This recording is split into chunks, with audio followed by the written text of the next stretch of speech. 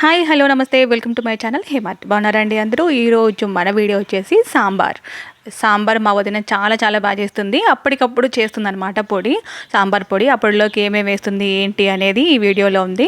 ఇంకొకటి మధ్యలో అంటే తిరువాత వేసేటప్పుడు చాలా సీక్రెట్ ఇంగ్రీడియంట్ అనేది ఒకటి ఉందన్నమాట. దాంతో మా వదిన చేతి సాంబార్కి టేస్ట్ అమాంతం పెరిగిపోతుంది. ఇప్పుడు మసాలాలు చూద్దాం.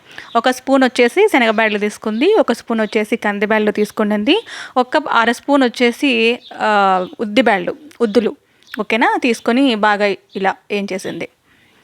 ఇలా బాగా కొంచెం దోరగా వేయించుకున్న తర్వాత ఒక అర స్పూను జీలకర్ర, అలాగే కొంచెం అంతా మెంతులు, ఒక పావు టీ స్పూన్ మెంతులు అనుకోండి, ఒక పావు టీ స్పూన్ మెంతులు వేసి ఇలా మళ్ళీ కొంచెం అంతగా వేయించేసింది.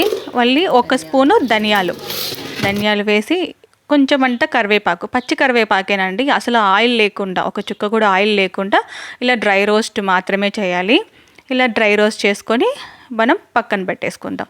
చల్లారనివ్వాలి కదా, మిక్సీ పట్టే కన్నా ముందు కొంచెం చల్లారాలి కదా, అందుకని పక్కన పెట్టేద్దాం. ఇప్పుడు మీకు ఇష్టమైన కూరగాయలని ఇలా కొంచెం అంత వాటర్ వేసుకొని, ఒక పెద్ద గ్లాస్ వాటర్ అనుకోండి వేసి హాఫ్ బాయిల్ చేసుకోవాలి. ఒక 50% ఉడికేంత వరకు పెట్టుకుంటే చాలు. ఇందులో క్యారెట్, బీన్స్, అలాగే టమాటా, ఆనియన్, ఆలు ఇవన్నీ కూడా ఉన్నాయి. మీకు ఇష్టమైన కూరగాయలన్నీ కూడా వేసుకోవచ్చు. ఇప్పుడు ఒక పెద్ద గ్లాస్ వదిన ఒక 200 గ్రాములు ఉంటాయా? 200 గ్రాములు ఉంటాయి. ఉడకబెట్టి పేస్ట్ అది ఎనుకోవాలి మెత్తగా. ఓకే వదిన. ఈ క్వాంటిటీకి చింతపండు ఎంత వేసినావు వదిన?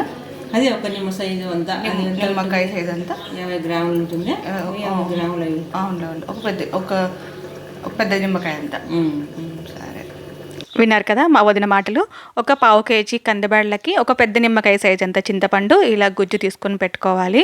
ఇప్పుడు ఇందాక మనం వేసుకున్నాం కదా మసాలా దినుసులు, ఇవన్నీ కూడా మిక్సీ పావులో వేసుకొని మిక్సీ పట్టుకోవాలి. చల్లారిపోయినాయి ఉడికేపాటికి. ఇదిగోండి ఇలా మిక్సీ పట్టుకోవాలన్నమాట.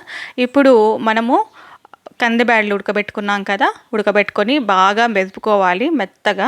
ఇలా మెదుపుకున్న దాంట్లో ఇందాక హాఫ్ వరకు ఉడకబెట్టుకున్న కాయగూరలన్నీ తీసుకొని ఈ బౌల్లోనే వేసుకోవాలి. ఓకేనా? మేము తపాలు అంటామండి రాయలసీమలో, ఈ తపాల్లోనే పోసుకోవాలన్నమాట. ఇదిగోండి మా వదిన ఇట్లా గంటతో చూపిస్తుంది అనమాట, ఇంత మటుకు కన్సిస్టెన్సీ ఉండాలి అని. మేము కొంచెం చిక్కగానే తింటామండి సాంబారు, కావాలంటే మీరు ఇంకొంచెం వాటర్ వేసుకోవచ్చు, ఏమి ఇబ్బంది లేదు. ఇప్పుడు వచ్చేసి పోపుకి పెట్టుకున్నాము. ఒక పెద్ద గరిటెడు ఆయిల్ వేసుకొని ఆవాలు, జీలకర్ర, కరివేపాకు, ఎండుమిర్చి ఇవన్నీ పోపులో బాగా ఇట్లా వేగనిచ్చిందనమాట. చెప్పాను కదా సీక్రెట్ ఇంగ్రీడియంట్ తాలింపులో ఉంది అని. అది వచ్చేసి వెల్లుల్లి అండ్ అల్లం. అప్పటికప్పుడు ఫ్రెష్గా చేసుకుంటుంది మా వదిన, ఫ్రెష్గా చేసుకొని దంచుతుంది. సాంబార్ పొడి కానీ ఇలా ఫ్రెష్గా అప్పటికప్పుడు చేస్తుంది కాబట్టే ఆ టేస్ట్ అంత బాగుంటుందేమో అని అనిపిస్తుంది. ప్రాసెస్ కూడా కొంచెం డిఫరెంట్గా ఉంది చూడండి. సపరేట్గా కూరగాయలు ఉడకబెట్టుకోవడం, కందిబ్యాళ్ళు మళ్ళీ పోపు కేసిన తర్వాత దాంట్లోకి మసాలా దినుసులన్నీ మా వదిన యాడ్ చేస్తుంది అనమాట. చూసారా కలర్ ఎంత బాగుందో?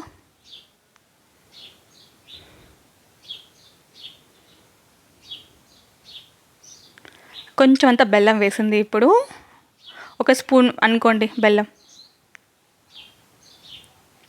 తగినంత కారం పొడి, అది మీ ఇష్టం ప్రకారం. మనం ఇందాక పెట్టుకున్న సాంబార్ పొడి. ఇప్పుడు మనం ముందుగా ఆడిచి పెట్టుకున్న మసాలా అనమాట. మా వదిన కూడా మాట్లాడుతుంది బ్యాక్గ్రౌండ్, నేను అలాగే పెట్టేశాను. అప్పటికప్పుడు చేసావు కాబట్టి ఇప్పుడు అంత టేస్ట్ రావదునా? అంతే కదా. ఎప్పుడన్నా అదే ఎప్పటికప్పుడుకేనే ఎప్పుడు ఎక్కువ ఇట్లే చేసావు కదా వదిన? ఇప్పుడు తోటకాడ పని నా బుద్ధుడు రాత్రి చేసి పెట్టుకుంటానా, ముందు నా బుద్ధుడిది వేస్తావు. రెడీమేడ్ అయితే రెడీమేడ్ వాడంతా, అందుకే టేస్ట్. విన్నారు కదా మా వదిన మాటలు. అంత ఓపిక్గా చేస్తుంది కాబట్టి అంత టేస్ట్గా ఉంటుందేమో అనిపిస్తుంది. కొంచెం అంత కరివేపాకు సీజర్తో కట్ చేసి చూడండి, చాలా ఈజీగా మెథడ్స్ కూడా వెతుక్కుంటుంది. తగినంత ఉప్పు వేసుకోవాలి, ఎవరి రుచికి సరిపడినంత వాళ్ళకు. ఈ వీడియో నచ్చితే ప్లీజ్ లైక్ చేయండి, షేర్ చేయండి, కామెంట్ చేయండి, సబ్స్క్రైబ్ చేయడం మాత్రం మర్చిపోకండి. Thank you.